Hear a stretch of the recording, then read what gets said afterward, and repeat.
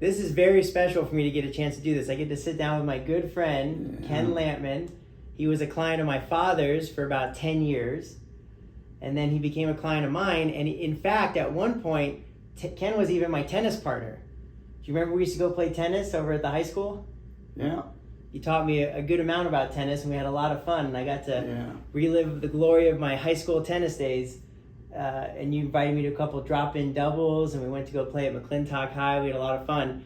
But this is part of a special series we do for all of our clients when they reach their 90s.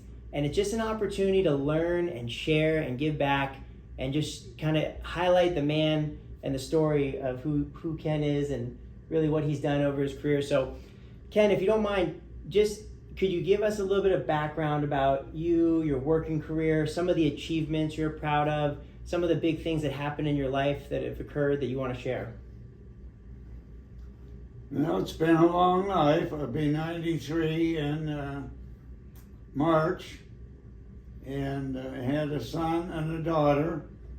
Son was born in Heidelberg, Germany while I was in the service, and daughter was born in Chardon, Ohio. Son ended up for 3 years at least, maybe a little more, at Luke Air Force Base here in the Phoenix area. And he finished college, and then he worked for Honeywell for years, and he still lives here in Gilbert. They had no children.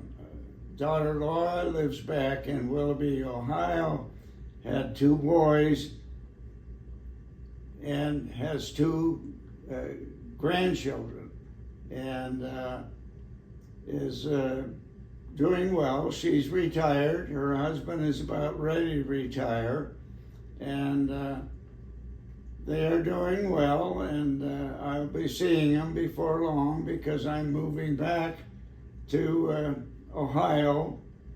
I don't know, I think I can live to be 100, but who knows? So that's about it. I was born in a family with a lot of kids. Mother had 11 children. Wow. And I guess in those days they didn't practice birth control. And anyhow, went to college, Ohio University, Athens, Ohio. Served 4 years in the service. I was a lieutenant. I was a paratrooper. I was a fixed-wing pilot. And I kind of flew all over Europe in a little plane, and I didn't crash. So I survived. Here I am. I'm talking with my good friend Dan, and they've been good to me, and I've signed off on the papers, and I probably get $1 or $2 to get me home. But anyhow, I had a good life.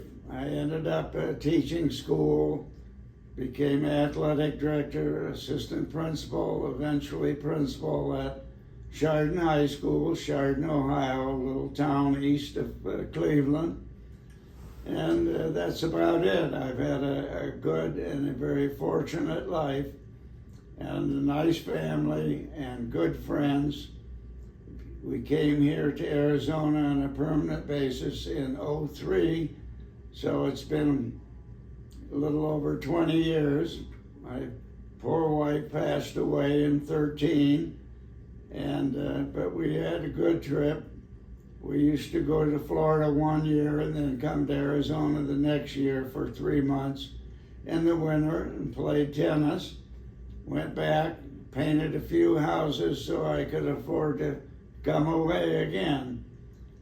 But it's been great, and I'm glad to have had such a wonderful family and good friends, and good friends here in Arizona, especially Dan and his dad.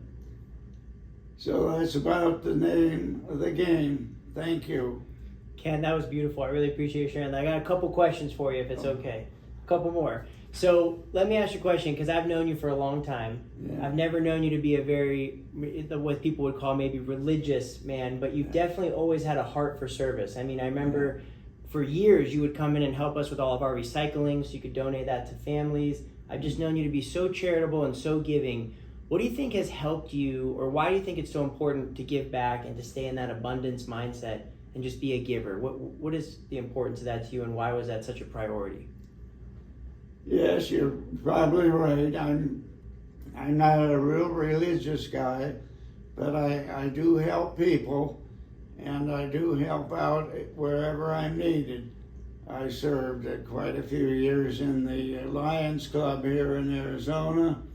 I belonged to the Kiwanis Club back in Ohio, and worked a lot with the schools and in the athletic departments and the coaching, and started the tennis program and the whole bit. But it's been a good life.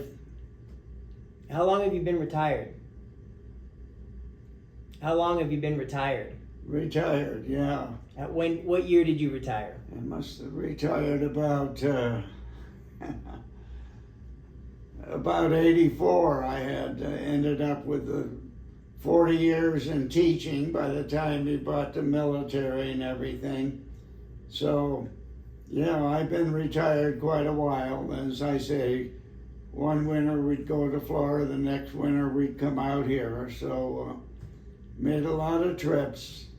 Been to all the states except probably North Dakota and Alaska. I've been all the rest of them. Been a lot of places in Europe as well. So anyhow, this has been great with Dan and his family, and especially his dad, and they've treated me well and my family, and hopefully we've made a penny or two, which I think we have. So we'll spread it around. So it's been such a pleasure working with you, Ken. I appreciate it. My last question is, you've seen so much in 92 years, all kinds of different economies, different presidents, different times. What's your advice to younger people who are looking at these times and thinking things are pretty turbulent and chaotic and scary? You've lived through quite a few of these. What would be your advice to somebody who's trying to get started and make it?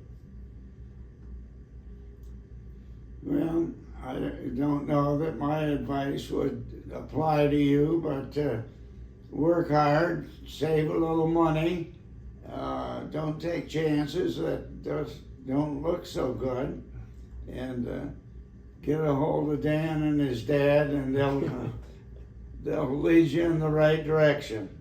Well, I appreciate that. Now, one thing that's interesting is you retired in 1984. It's currently 2024, which means you've been retired for 40 years. Yeah. How were you able to maintain your lifestyle and still show up powerfully to give back so highly as you have? What's been kind of the secret of your retirement? What do you think has been helpful for you? Well, I planned ahead and I didn't spend foolishly, and having known Dan and his dad, they helped me invest, and I think we've been fortunate, and I provided for my family and for not only my children but the grandchildren and maybe great-grandchildren. But anyhow, it's been a good life, and as I say, I hope to make it to 100. And we had a TV guy by the name of Willard Scott. When somebody turned 100 in Ohio, he'd put your picture on the paper and say, here's this old guy from Chardon, Ohio, just turned 100. So that's what I'm hoping to do. That's wonderful. I'll tell you what, when you turn 100, we'll get together in Ohio and do round 2. Right. Ken, thank you so much. Okay. Appreciate Thank you. Thank you.